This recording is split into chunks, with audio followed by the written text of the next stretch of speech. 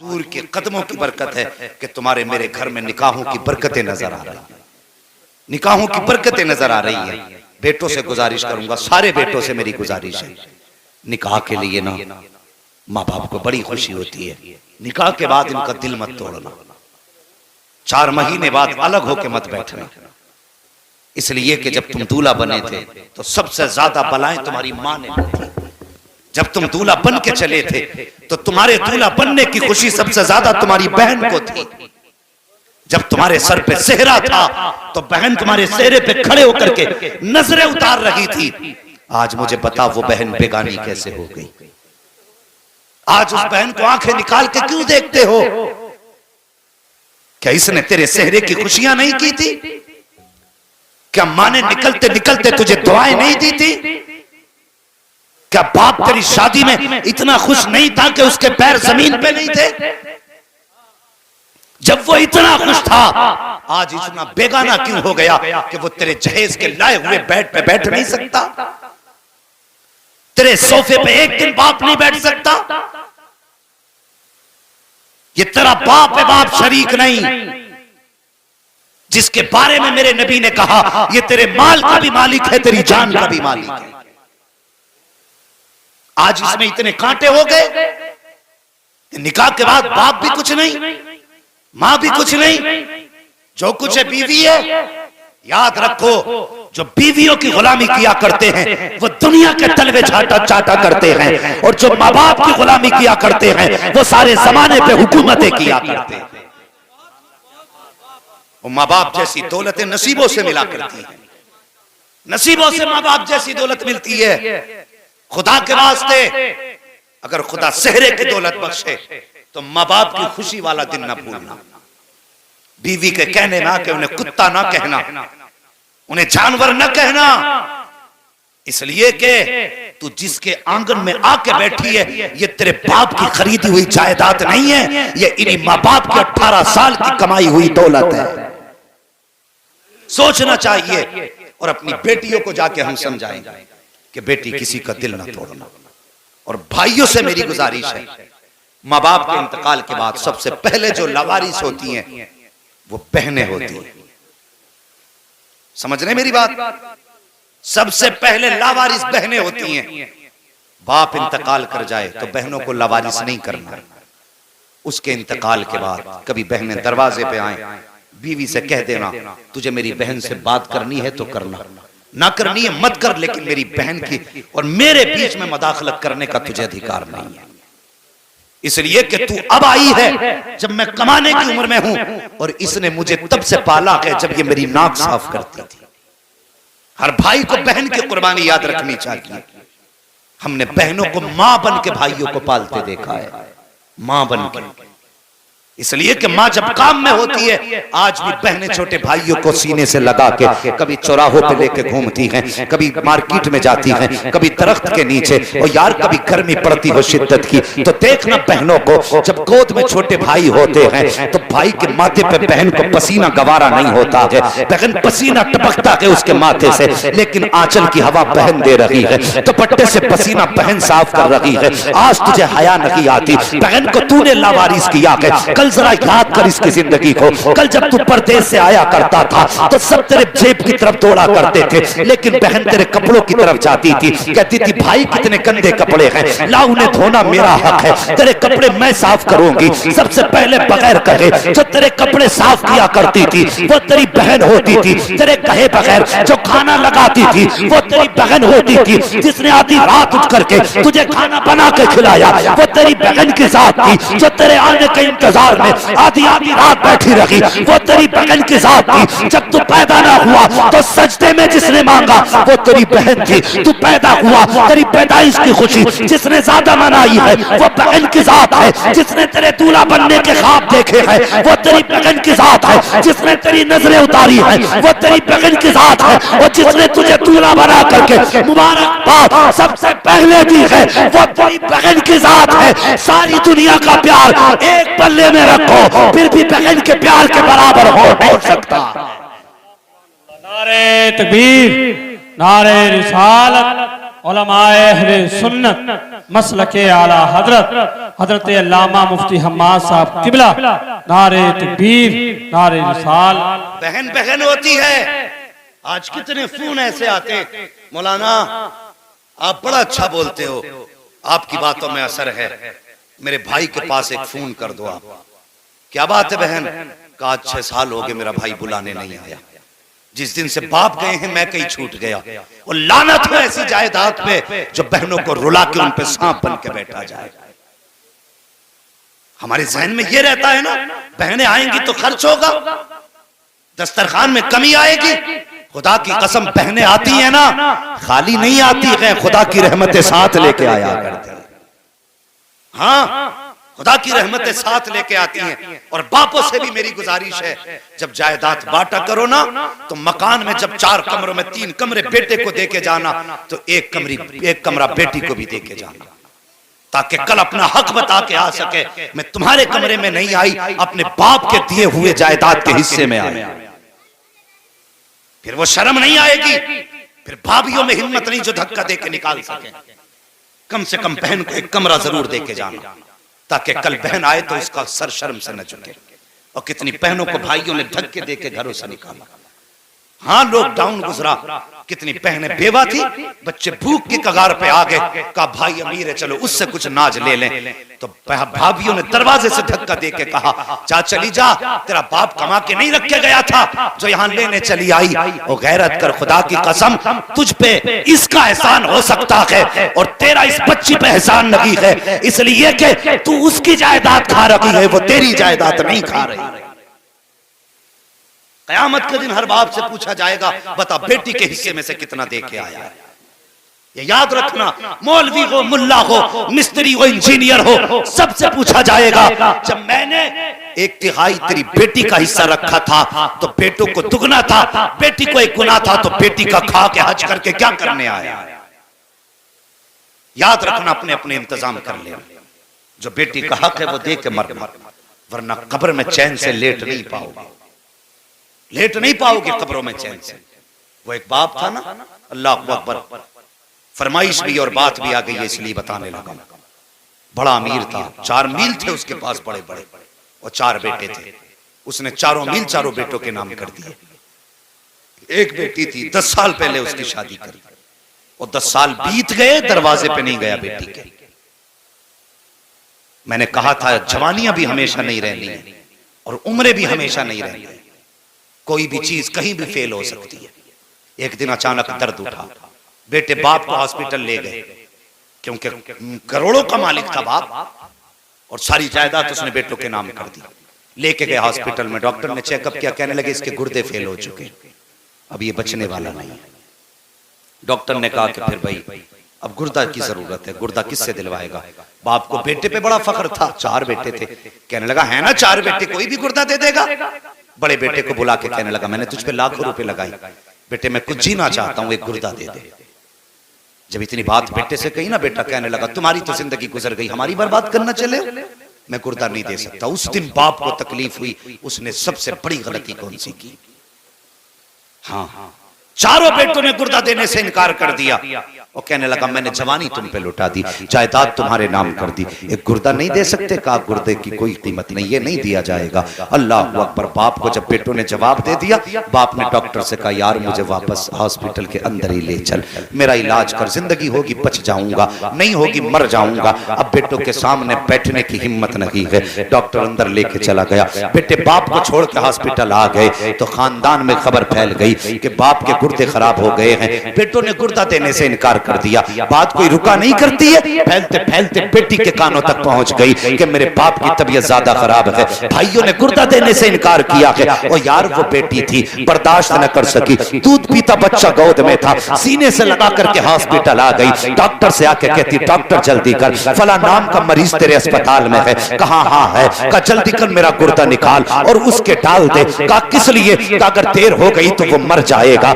अल्लाह Akbar. Doctor कहने लगा बता तो सही तू कौन है, कहाँ के रहने वाली है? कहा डॉक्टर ये ना पूछ, जल्दी कर और मेरा गुर्दा निकाल के फला मरीज पे डाल दे। अल्लाह अकबर। बच्ची के कहने पर बच्ची का गुर्दा निकाला गया और उस डॉक्टर ने उस मरीज के डाला। जब बच्ची वापस जाने लगी है तो वापस जाते जाते डॉक्टर कहने लगा बेटी बता तो सही तेरा नाम क्या है? कहा डॉक्टर नाम का क्या करेगा? कहा अगर मरीज ने मुझसे पूछ लिया कि मुझे गुर्दा किसने दिया है तो किसका नाम बताऊंगा? उसने कहा मैं नाम तो नहीं बता सकती, अलबत्ता कागज कलम दे दे, मैं खत लिखना चाहती हूँ। अल्लाह अकबर। बेटी बेटी होती है। उसने कागज कलम लिया है, खत लिखा, तय बनाई, डॉक्टर के हवाले करके कहा ले डॉक्टर अगर मेरे बारे में मरीज पूछे तो कुछ ना बताना, ये खत उसके हवाले कर देना। अल्लाह अकबर। डॉक्टर ने बच्ची के कहने पर खत संभाल के रखा। जब बाप ठीक हुआ बाहर निकलने लगा तो कहने लगा यार सबसे पहले मुझे डॉक्टर के पास लेके चलो। कहा किस लिए? कहा मुझे डॉक्टर का शुक्रिया अदा करना है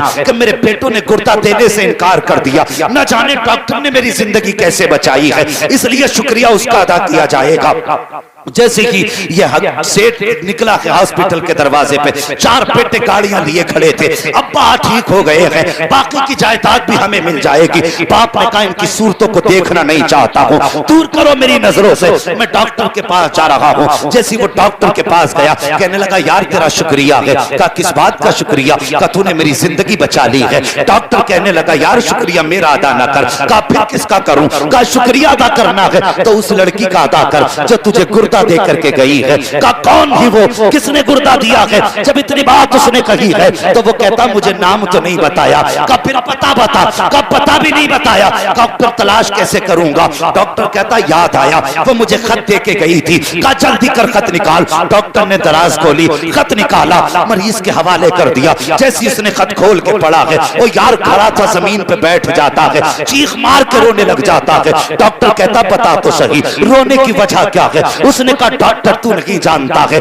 यह खत किसी और ने नहीं दिया है बल्कि मेरे जिगर के टुकड़े ने दिया है, मेरी बेटी का खत है। कहा इसमें लिखा क्या है? कहा सुन इसमें लिखा है एक मजबूर बेटी का सलाम, उसके बाप की बारगाह में कबूल हो। वो कहती ए मेरे बाप जैसी मुझे पता चला तेरी तबीयत खराब है, डॉक्टर ने गुर्दा मांगा है, भाइयों ने गुर्दा देने से इनकार कर दिया, मेरे बाप में बर्दाश्त न कर सकी। ए मेरे बाप तूने जायदाद का हिस्सा नहीं दिया तो कोई बात नहीं है, तूने मुझे दौलत का हिस्सा ना दिया कोई बात नहीं है, लेकिन मेरे बाप 10 साल हो गए हैं जिस दिन से रुखसत होकर के आई हूँ आज तक तू मेरे दरवाजे पे नहीं आया है। ए मेरे बाप मुझे पता तो नहीं है मुझसे कौन सी गलती हुई है जिसकी वजह से तू नाराज हो गया है, कौन सी खता मुझसे हुई है जिसकी वजह से तू रूठा है। ए मेरे बाप सुन ले, दुनिया चांद देखने के लिए छत पे चढ़ा करती है, तेरी बेटी छत पे नहीं जाती है, तेरी बेटी अपना चांद देखने के लिए अपने दरवाजे पे जाके खड़ी हो जाती है। ए मेरे बाप आज तक जिंदगी में 10 साल में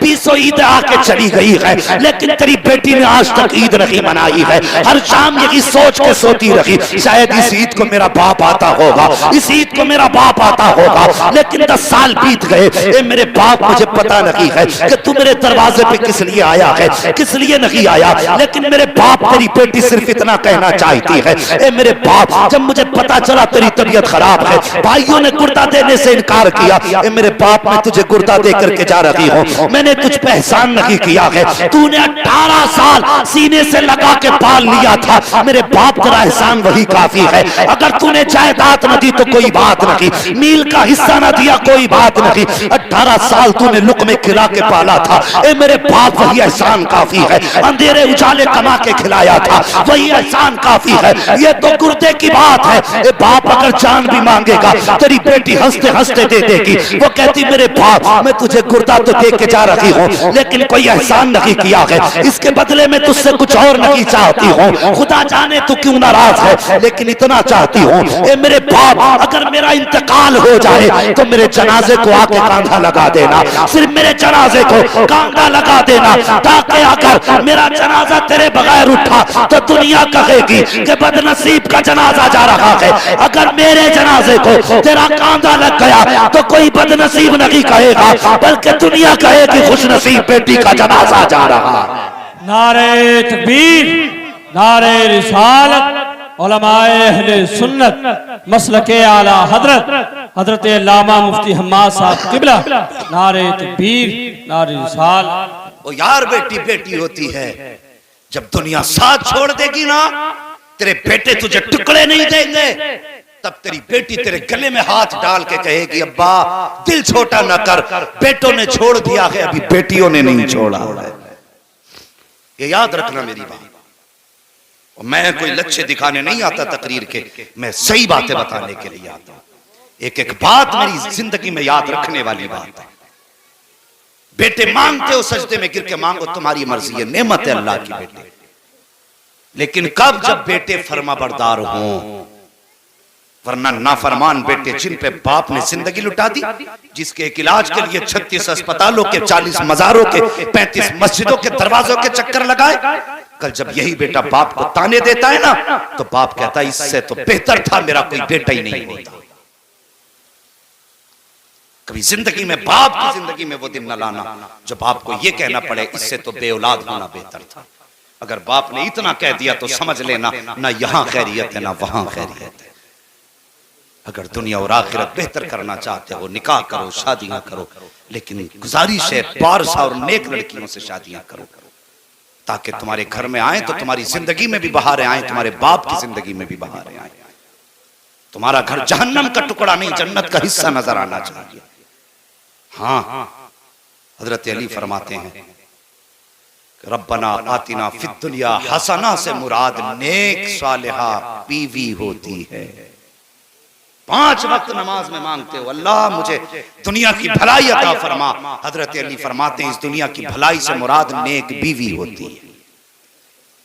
जब नेक बीवी 5 वक्त मांगते रहे तो निकाह के वक्त जहेज को न देखना, उसकी बिल्डिंग को न देखना, उसके बाप के नाम को न देखना, बस माँ से कहना माँ जा देखने जा रही है। जब उसके बदन को देखे तो नजर डाल के उसके माथे को भी देखना, जहां उसने दुपट्टा रख रखा है उस माथे पे सजदों के निशान हैं कि नहीं। और जब वो बात करे तो सिर्फ होठों की शगुफ्तगी नहीं बल्कि उसका लहजा देखना, उसके मुंह से कुरान की तिलावत की खुशबू आती है कि नहीं। कुरान वाली बीवी लेके आ, खुदा की कसम तावीज की जरूरत नहीं पड़ेगी, दम की जरूरत नहीं पड़ेगी। तेरे घर में जैसी बेटी कदम रखेगी कदम इसका होगा बरकतें अर्श से उतार दी जाएगी। औरत कितनी अजीम शय है बीवी। बहू फरमाया गया जैसी बहू पहला कदम रखे घर में का उसके पैर धुलो पानी में और उस पानी को घर के 4 कोनों में छिड़क दो। फरमाया गया जिस घर में ऐसा किया जाता है अल्लाह उस घर में बरकतें अता फरमा दिया करता है।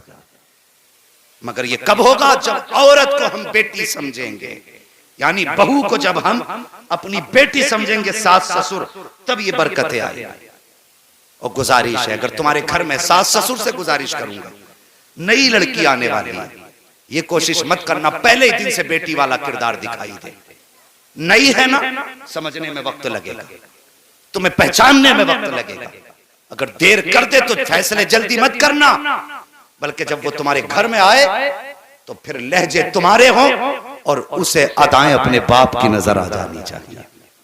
सास से गुजारिश करूंगा, अहमद रजा की मां से मेरी गुजारिश है बहू को हमेशा बेटी की नजर से देखना। फिर देख अगर तुम बेटी का प्यार दोगी वो तुम्हें मां वाली इज्जतें अता करेगी। ये ख्याल रखना, हम गलती यही करते कि हम आने वाली लड़की को बहू के नजरिए से देखते तो वो सास की नजर से देखती है। तुम बेटी की नजर से देखो वो मां की नजर से देखेगी। और जब जिस दिन ये रिश्ते शुरू हो जाते तो फिर झगड़े नहीं होते। खुदा की कसम फिर तो ऐसे ऐसे नक्शे होते कि बहुएं सासों के पैर दबाया करती हैं। और हुजूर की जिंदगी हमारे लिए बेहतरीन नमूना, लक़द कान लकुम फी रसूलिल्लाहि उस्वतुन हसना, मेरे महबूब की जिंदगी तुम्हारे लिए बेहतरीन नमूना है। अहमद रजा साहब जिंदगी गुजारने के लिए ना हुजूर की जिंदगी को देखना। हाँ, वरना अक्सर दुनिया में होता यह है कि बेटा बहू बीवी और माँ के बीच पिसता है। माँ कहती है ये कर, बीवी कहती है ये कर, तो कभी माँ और बीवी के बीच की दीवार मत बनना, बल्कि इन दोनों के बीच का पुल बनना जो दोनों किनारों को एक कर दिया करता। हमें माँ को भी नहीं रूठने देना है और वो जो सब कुछ छोड़ के आई है उसे भी तकलीफ नहीं देनी है। सब कुछ तुम्हारे लिए छोड़ के आएगी, उसे अजनबी होने का एहसास ना होने देना। जब तुम्हारे घर में इतनी इज्जतें मिलेंगी तो फिर बेटियां फांसियां नहीं लगाएंगी, फिर खुदा की कसम बेटियां दुआएं करेंगी अल्लाह जल्दी कर हमारे हाथ पीले हों और हमें इज्जतों वाले शोहर नसीब हो जाए।